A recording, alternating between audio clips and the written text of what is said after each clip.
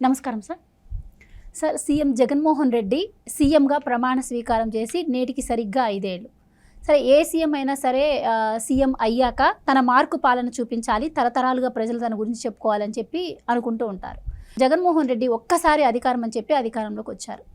So మరి ఏం చూసి జనాలు ఆయనకి ఓటేశారు? మరి అప్పుడు అంత ఘన విజయాన్ని ఆయనకి కట్టబెట్టారు. మరి ఈ 5 ఏళ్ల తర్వాత ఇప్పుడు చూస్తే మరి వైసీపీ ఓటమి పాలవబోతుందని వార్తలు వస్తున్నాయి. మరి 5 ఏళ్లలోనే ఆయన ఎంత పతనం అవడానికి కారణం ఏంటంటారు? దోహదపడిన అంశాలు ఏంటి అందుకు? చాలా కీలకమైన అంశం ఇది. మనకి పొలిటికల్ సైన్స్ స్టూడెంట్స్కి కేస్ రెఫరెన్సెస్గా చెప్పుకోదగ్గ గెలుపు ఆయనకి 2019లో దక్కింది. ఎందుకు అనంటే 2014లో ఆంధ్రప్రదేశ్ రాష్ట్రం విభజనకు గురైంది. ఆ విభజనకు గురైన రాష్ట్రానికి మొట్టమొదటి ముఖ్యమంత్రిగా చంద్రబాబు నాయుడు గారు పదవి బాధ్యతలు చేపట్టారు. ఆ రోజు రాష్ట్ర స్థితిగతులు ఏంటి? 16,000 కోట్ల లోటు బడ్జెట్తో రాష్ట్రం ఏర్పడింది. రాజధాని లేదు, సివిక్ కమ్యూనిటీస్ లేవు, రోడ్ ఇన్ఫ్రాస్ట్రక్చర్ దారుణంగా దెబ్బతిని ఉంది, కరెంటు కోతలతో సతమతం అవుతుంది.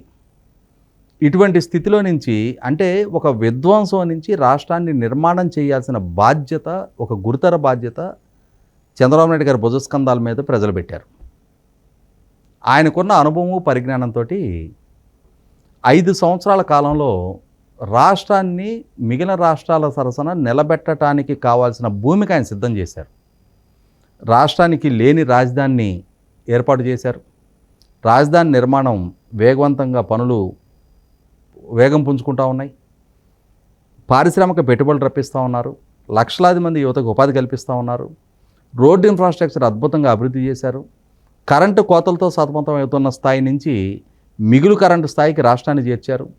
5 సంవత్సరాల కాలంలో ఒక్కసారి కూడా కరెంటు ఛార్జీలు పెంచలేదు.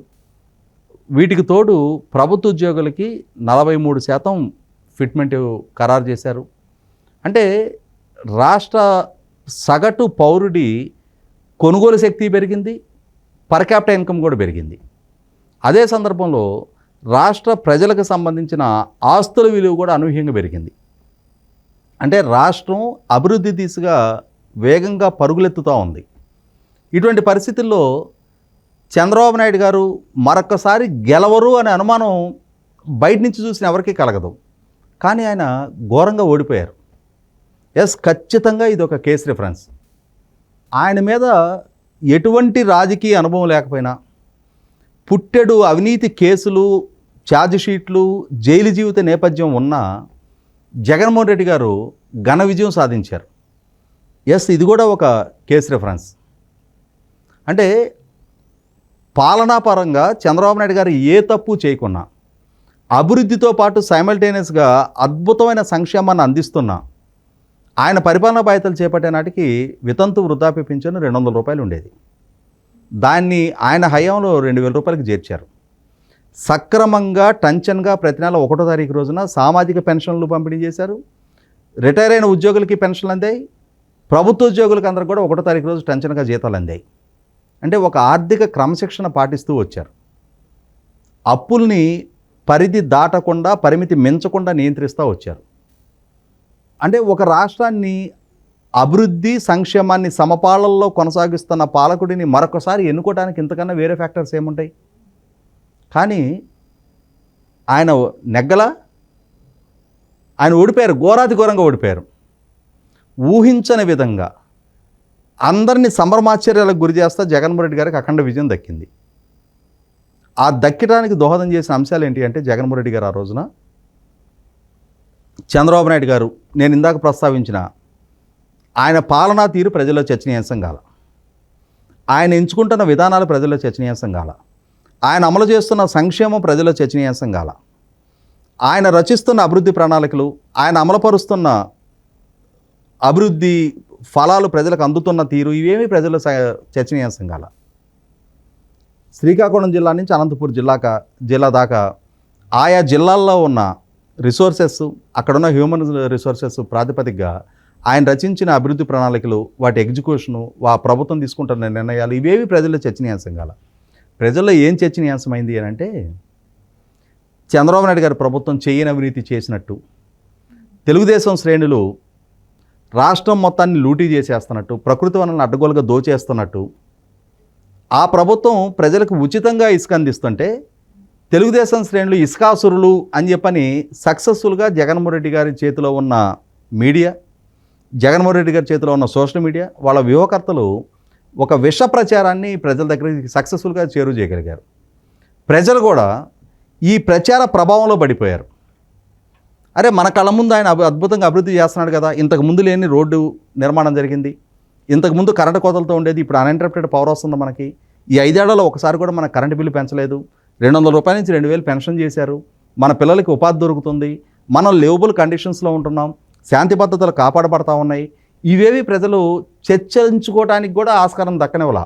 ఒక రకంగా 5 కోట్ల మంది ప్రజల మైండ్ జగన్మోహన్ రెడ్డి గారు వాళ్ళ వ్యూహకర్తలు వాళ్ళ సోషల్ మీడియా చేసిన ప్రచార ప్రభావంతో తమకు అనుకూలంగా హిప్నటైజ్ చేసేసుకున్నారు. ఆ చేసుకున్న పర్యవసానం ఘోరమైన ఓటమి చంద్రబాబు నాయుడు గారికి దక్కింది.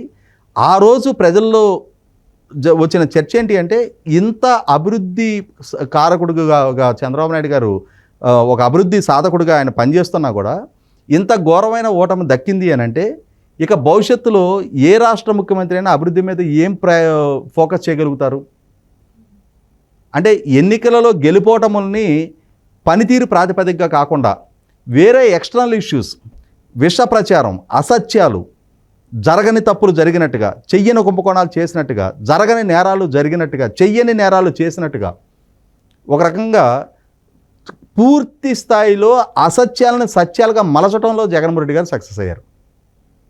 అదే సందర్భంలో జగన్మోహన్ రెడ్డి గారికి ఇచ్చిన ఎలివేషన్, ఆయన ఒక పోరాట వీరుడు, పులి, సింహం, కేంద్ర ప్రభుత్వాన్ని మెడలోంచేయగలిగే ధీరుడు, మెజారిటీ ఎంపీలుంటే కేంద్ర ప్రభుత్వాన్ని మెడలోంచి ప్రత్యేక హోదా సాధించే పోరాట యోధుడు, ఇట్లా రకరకాలుగా చిత్రీకరించారు. యువతకి అద్భుత భవిష్యత్తు కల్పించగలిగే నాయకుడిగా ఆయనకు అటువంటి ఎలివేషన్ ఇచ్చారు. ప్రత్యేక హోదా సాధించడం, దాని ద్వారా ప్రపంచవ్యాప్తంగానే పెట్టుబడులను ఆకర్షించడం, 13 జిల్లాని 13 హైదరాబాద్గా అభివృద్ధి చేయడం, లక్షలాది ప్రభుత్వ ఉద్యోగాలు భర్తీ చేయడం, మెగా డిఎస్సి కండక్ట్ చేయటం, ఇట్లా రకరకాల వ్యామోహంలో యువతని ముంచెత్తారు. యువత ఈ ప్రచార ప్రభావంలో పడి వాస్తవాన్ని గుర్తెరగకుండా, అనుభవం రాహిత్యానికి మధ్య ఉన్న వ్యత్యాసాన్ని గ్రహించకుండా, అసలు ఆ తలంపే మనసులోకి రాకుండా జగన్మోహన్ రెడ్డి గారి ప్రచార ప్రభావం దెబ్బకి ఆయన ఓట్లు వేసేశారు. ప్రచారం వేరు, వాస్తవంగా పనితీరు వేరు. జగన్మోహన్ రెడ్డి గారికి అధికారం దక్కింది, సరిగ్గా 5 సంవత్సరాల నాడు ఇవాళ రోజునే ప్రమాణ స్వీకారం చేశారు. ఆయన ఏం చెప్పారు ఆ సభా వేదిక నుంచి, ఎన్నికల ప్రహసనం ముగిసింది, ఇక రాజకీయాలకు తావులేదు, నేను రాజకీయం చూడను, కులం చూడను, మతం చూడను, ప్రాంతం చూడను, ప్రజలందరినీ ఒకే దృష్టితో చూస్తా, నేను అద్భుతమైన పరిపాలన అందిస్తా, 6 నెలల్లో దేశంలోనే ఉత్తమ ముఖ్యమంత్రిగా పేరు తెచ్చుకుంటా అన్నాడు. 6 నెలల దాకా ఎందుకు, మొదటి వారంలోనే ఆయనదనే ఒక ప్రత్యేకత రుజువు చేసుకున్నాడు. కొత్త కాపురం పాలు బొంగిటంతో మొదలు పెడతారు. ఈయన కొత్త పరిపాలన ప్రజావేదికను కూల్చడంతో మొదలుపెట్టాడు. పవర్ పర్చేసింగ్ అగ్రిమెంట్లు రద్దు, అన్నా క్యాంటీన్ రద్దు, ఉచితంగా ఇస్తున్న ఇసుక పాలసీని రద్దు, పోలవరం టెండర్లు రద్దు, మచిలీపట్నం టెండర్లు రద్దు, మచిలీపట్నం పోర్టు టెండర్లు రద్దు, వెలుగొండ ప్రాజెక్టు టెండర్లు రద్దు, ఇట్లా ఒక రద్దుల పరంపరతోటి ఆ రద్దుల పర్వాన్ని కొనసాగిస్తా, రాష్ట్ర బ్రాండింగ్ని దెబ్బతీస్తా, రాష్ట్రంలో నిర్మాణ రంగాన్ని కుదేలు చేస్తా, ఉపాధి కల్పన మృగ్యంగా మారుస్తా, పేదవాడి బతుకు దుర్భరంగా మార్చడం జరిగింది. అన్నిటికన్నా ముఖ్యంగా తన అనుయాయులు అడ్డగోలుగా ప్రకృతి వనరుల లూటీకి పాల్పడుతుంటే ఇది తప్పు అని చెప్పని వాళ్ళని వారించకపోగా ఈయనే వెన్నుదన్ను అందిస్తా, ఆ జరుగుతున్న లూటీని ప్రశ్నించిన వాళ్ళని మీద కేసులు నమోదు చేస్తా. అంటే ఒక రకమైన విధ్వంసకర పరిపాలన జగన్మోహన్ రెడ్డి గారు అందించిన పర్యవసానం ఇవాళ అంతటి ఘన విజయం దక్కిన జగన్మోహన్ రెడ్డి గారు 5 సంవత్సరాల తర్వాత చూసుకుంటే, ఏ ప్రజలైతే ఆయనకు ఆ విజయం దక్కించారో, ఏ ప్రజలైతే ఒక ప్రచార వ్యామోహంలో పడిపోయి వాళ్ళు స్వయంగా ఆలోచించి నిర్ణయం చేసుకోలేని పరిస్థితిలో ఆ ప్రచార ప్రభావంతో ఆయనకు ఓట్లేశారో, అదే ప్రజలు కాలక్రమంగా వాస్తవాలను గుర్తెరిగారు. ఇటువంటి జగన్మోహన్ రెడ్డి గారిని కాదు మనం కోరుకుంది, ఆయనకి చుట్టూ ఒక ఆర్కెస్ట్రేటెడ్ ఎలివేషన్ ఇచ్చారు, ఆయనకి కల్పిత ఎలివేషన్ ఇచ్చారు, ఆయనకి వాస్తవంగా అంతటి పరిపాలనా దక్షత లేదు, ఇటువంటి నాయకుడు కాదు మనం కోరుకుంది అని చెప్పని రియలైజేషన్ బిగిన్ అయిన తర్వాత ఇవాళ ఒక్కో వర్గం ఏ వర్గాలైతే యువత, మహిళలు, ప్రభుత్వోద్యోగులు, రైతులు, దళితులు, అంగన్వాడీ సిబ్బంది, కాంట్రాక్ట్ అవుట్సోర్సింగ్ సిబ్బంది, ఆశా వర్కర్లు, ఇట్లా ఒక్కొక్క వర్గాన్ని లక్ష్యంగా చేసుకొని ఎన్నికలకు ముందు రకరకాల వాగ్దానాలు చేశారు. అగ్రిగోల్డ్ బాధితులు, ఇట్లా ఒక్కొక్క వర్గానికి అరిచేతుల వైకుంఠం చూపించారు.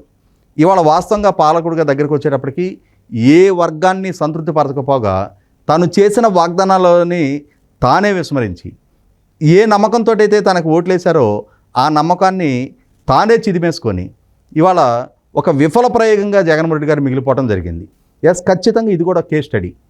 అంటే ప్రజలు అద్భుతంగా జరుగుతున్న పరిపాలనకు కాలదనుకున్న ప్రయత్నం ఇవాళ జగన్మోహన్ రెడ్డి గారి అంటే ఒక అనుభవరాహిత్యం, అన్నిటికన్నా ముఖ్యంగా ఆయనకున్న అవినీతి చరిత్ర తెలుసుండి, ఆయన మీద ఉన్న అక్రమాస్తుల కేసుల సంగతి తెలుసుండి కూడా వాటిని పరిగణలోకి తీసుకోకుండా ఓట్లేసిన పర్యవసానం ఈరోజు అధికారంలోకి వచ్చిన తర్వాత కూడా పాలకుడిగా కూడా అదే విధానాన్ని కంటిన్యూ చేస్తా అడ్డగోలు ప్రకృతి వనరుల లూటి, ప్రతి సందర్భంలో ప్రతి ప్రభుత్వ కార్యక్రమంలో కూడా వాళ్ళకి ఆర్థిక ప్రయోజనాలు చేకూరే విధంగానే పాలన జరుగుతున్న నేపథ్యంలో ఇవన్నీ ప్రజల్లో చర్చనీయాంశంగా మారి అనేది వాస్తవం.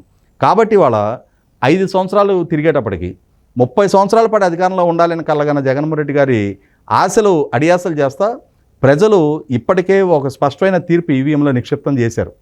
రేపు 4వ తారీఖు రోజు శంకులో పోస్తే కానీ తీర్థం కాదన్నట్టుగా అధికారికంగా ధృవీకరణ జరగాలి తప్ప ఇప్పటికైతే ఒక స్పష్టత ప్రజలకి, వైసీపీ శ్రేణులకు కూడా వచ్చేసింది. జగన్మోహన్ రెడ్డి గారు ఘోర ఓటమిని అందుకోబోతున్నారనేది ఒక స్పష్టమైన సందేశం ఇప్పటికే అందేసింది.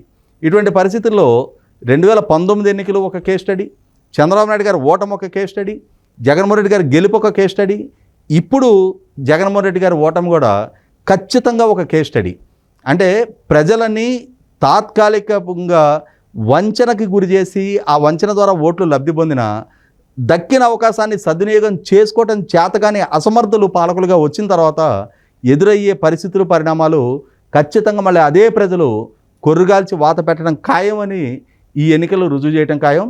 కాబట్టి ఈ 5 సంవత్సరాల్లో జగన్మోహన్ రెడ్డి గారి గెలుపుకి దోహదం చేసిన అంశాలు, వాటిని ఆయన సద్వినియోగం చేసుకునే పర్యవసానం అవే పెనుశాపాలుగా మారి ఇవాళ ఆయన ఓటమికి కూడా అవే అంశాల ప్రాతిపదికగా ఆయన ఓటమిని ఎదుర్కోబోతున్నారనేది వాస్తవం. Right sir, thank you so much.